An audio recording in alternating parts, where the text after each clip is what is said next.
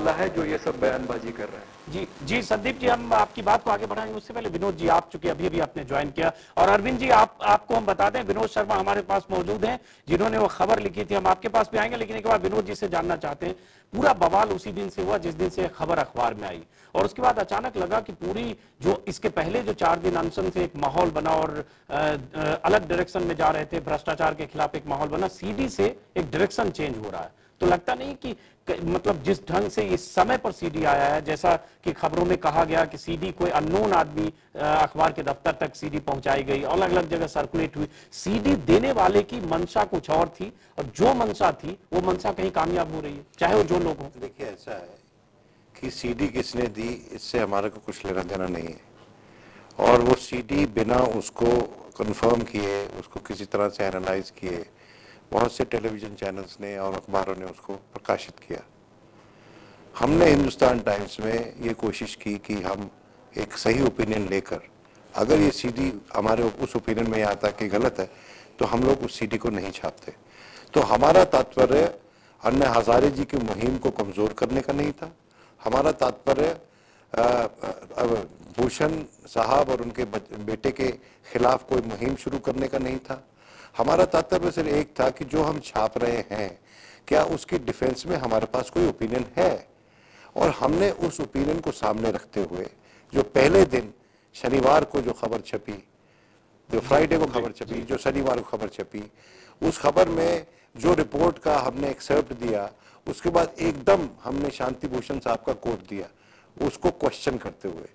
तो हम पे ये तोहमत नहीं लगाई जा सकती कि हमने कोई बवाल खड़ा करने की कोशिश की, और जब हमने ये किया तो और अखबारों ने बिना उसको कंफर्म किए उस सीडी को, उसमें जो बातचीत थी उसको एडवर्बियम जैसा कि उस सीडी में थी वैसा छापा। हमने उसको सेंसेशनलाइज नहीं किया। हम सिर्फ इतना कहा कि हमने सिर्फ इतना कहा कि हमारे पास फॉरेंसिक रिपोर्ट एक है जिसके दम पर हम ये खबर लिख रहे हैं, और उसके साथ साथ जो शांति भूषण का वर्जन है उसको भी हमने दिया और अमर सिंह के वर्जन को भी दिया। सिर्फ एक सवाल, ऐसे समय में ये सीडी आना जिसमें ये कहा जा रहा है 2006 का कोई बातचीत है अमर सिंह मुलायम सिंह की, जिसका भी कट पेस्ट उसमें डाला गया है, ऐसे समय में सीडी आना जिसने भी पहुंचाई, आप तक पहुंची, इंडियन एक्सप्रेस तक, जहां भी पहुंची, उसका कुछ मकसद रहा होगा, जो मकसद कहीं न कहीं इन लोगों को ऐसे समय में घेरने का रहा होगा जब लोकपाल बिल ड्राफ्ट कमेटी में शामिल है, मीटिंग की बैठकें हो रही है, तो कुछ उस मकसद में उन्हें। देखिए, बात सच है आपकी कि जो टाइमिंग था इसका वो थोड़ा सा सस्पेंस उसमें है कि ये टाइमिंग इस समय क्यों ये सीडी मार्केट में आई। लेकिन मैं ये सवाल उठाना चाहता हूं कि जब ये सीडी मार्केट में आई तो उस सीडी के रिस्पांस में तुरंत, देखिए, मेरे पास एक रिलेटिव ट्रूथ है जिसका वो एक रिपोर्ट की शेप में है। मैं तो एक पत्रकार हूं, कोई फॉरेंसिक एक्सपर्ट तो नहीं हूं मैं कि मैं उसको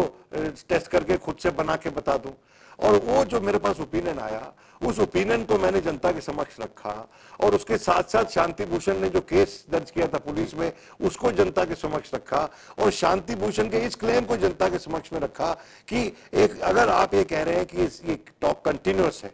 और ये टेम्पर्ड नहीं है, तो फिर किसी ने मेरी आवाज फेर बदल के इसमें इस्तेमाल की है। ये पॉइंट ऑफ व्यू भी उसमें था। अब बात ये, सवाल ये उठता है कि जिस अखबार ने और जिस पत्रकार ने ये ड्यू डिलिजेंस किया, उस पत्रकार के खिलाफ ओपन प्रेस कॉन्फ्रेंस में प्रशांत भूषण साहब ने, मैं साहब बोल रहा हूं आज भी उनको, हालांकि जो उन्होंने मेरे साथ व्यक्तिगत तौर पे करने की कोशिश की वो मैं समझता हूं सिविल नहीं था, वो सिविल सोसाइटी के मेंबर है, लेकिन जो उन्होंने कहा वो सिविल नहीं था। उन्होंने पता क्या कहा? उन्होंने ये कहा कि विनोद शर्मा के तो किस पॉलिटिकल दल के करीब है ये पता है क्योंकि वो माइनॉरिटीज कमीशन के मेंबर हैं। मैं उनको ये बताना चाहता हूं प्रशांत भूषण साहब, अगर आप पीआईएल मुफ्त लड़ते हैं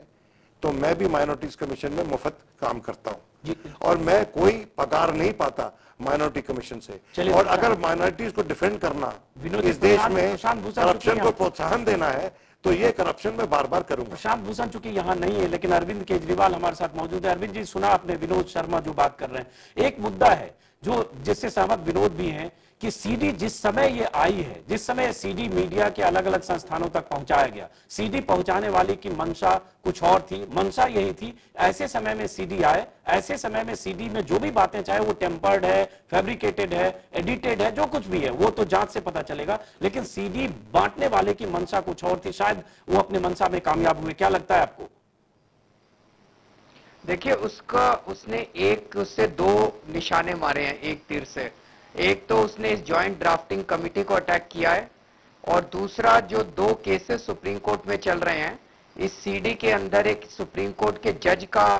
नाम है, और ये कहा गया है कि प्रशांत भूषण उन जज को अच्छा मैनेज कर लेते हैं, और अगर 4 करोड़ रुपए खर्च किए जाएं तो जज मैनेज किया जा सकते हैं।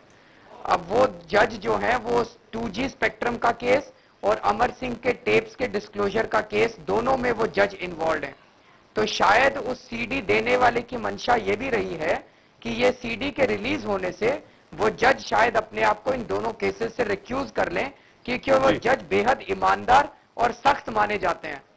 तो ये बात केवल इस जॉइंट ड्राफ्टिंग कमेटी की नहीं है, ये एक बहुत ही संगीन कॉन्स्पिरेसी है जिसकी तह तक जाने की बहुत जरूरत है, बहुत सख्त जरूरत है। विनोद जी, इसका जवाब आप देंगे, क्योंकि ये कंस्पिरेसी है, और अगर कंस्पिरेसी है तो इस कंस्पिरेसी को एक तरह से अखबार में पब्लिसाइज करने के लिए जिम्मेदार थोड़े आप भी होंगे। देखिए, अखबार में पब्लिसाइज तो हमने उसको ठोक बजा के देखने के बाद किया है ना, और बहुतेरे जिन्होंने बिना ठोक बजाए उसको छापा है, और हमने तो किसी जज का नाम नहीं लिखा, और किसी जज का। और मैं बड़ा हैरान हूं कि अरविंद साहब ये जज साहब की बात कर रहे हैं, ये अच्छी बात नहीं है। अगर ये सब आप इस पे बहस करनी है तो एक प्रॉपर तरीके से बहस होनी चाहिए। भारत की उच्चतम जुडिशरी को इस तरह से स्टूडियोज में बैठकर डिस्कस करना, मैं समझता हूं तौहीन है इस देश की जुडिशरी की, और हमको संकोच करना चाहिए ऐसी बातों से। किसी अखबार ने उन जज साहिबान का नाम नहीं लिखा, उन अखबारों ने भी नहीं लिखा जिन्होंने इस सीडी को वेरीफाई नहीं करवाया। हमारी तो आप बात ही छोड़िए। हाँ, लेकिन लोगों ने समझ लिया, क्योंकि देखिए, समझ लेने की बात अलग है, समझ लेने की बात अलग है, और ये कहना अलग है कि वो जज साहब किस बेंच पे बैठते हैं, तो that amounts to almost 90% identification. ये गलत है, ये ऐसा नहीं होना चाहिए इस देश में। विनोद जी, पूरी बात आपकी सुनेंगे, तमाम मेहमान हमारे साथ बने हुए हैं, तुरंत लौटते हैं, चर्चा जारी रहेगी, आप बने रहिए हमारे साथ, देखते रहिए न्यूज़ 24।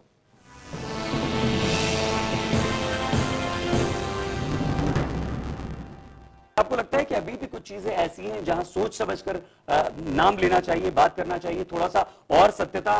प्रमाणित हो जाए वहां तक इंतजार करना चाहिए? बिल्कुल, और किसी को भी ये नहीं समझना चाहिए कि उसी का सत्य शिवम और सुंदरम है, मेरा भी नहीं है। मैंने अपना सीडी का है। आप एक बात बताएं कि उस सीडी पर आप पूरे कन्विक्शन के साथ है, आपको लगता है कि मैंने आपको शुरू में कहा कि मैं कोई फॉरेंसिक एक्सपर्ट नहीं हूं, और चूंकि मेरे पास वो एक्सपर्टीज नहीं है, मैंने उस एक्सपर्टीज को ढूंढने की कोशिश की, अपने लेटर हेड पे चिट्ठी लिखी और ये निवेदन किया कि ये चूंकि ये प्रोफेशनल पब्लिक इंटरेस्ट में है,